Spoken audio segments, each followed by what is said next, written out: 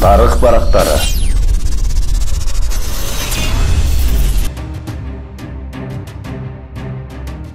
Балыкчы шаарынын тарыхыяты Куу Токой деп аталган. Анткени ал токойлуу жер болгон. Ар кайсы аймактан малды Куу Токойго айдап келип сатып жүрүшкөндүктөн бул жер көп малдуу кыштагы деп дагы аталып калган.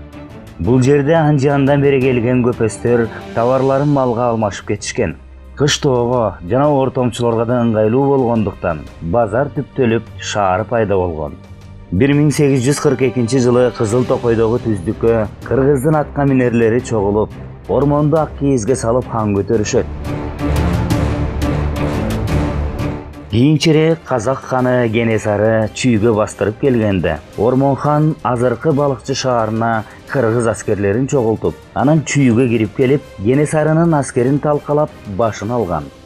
1876 жылы Бачин деген орус тактай тилүү завод ачып, Кызыл Саздагы кыргыздын чатырына келип жашап калат. Көлдөгү балыктын көптүгүн көрүп, кепе салып, балык кармоочу жайга айлантат. Ошондо рыбак Бачин деп орустар, балыкчы Бачин деп кыргыздар атай башташат.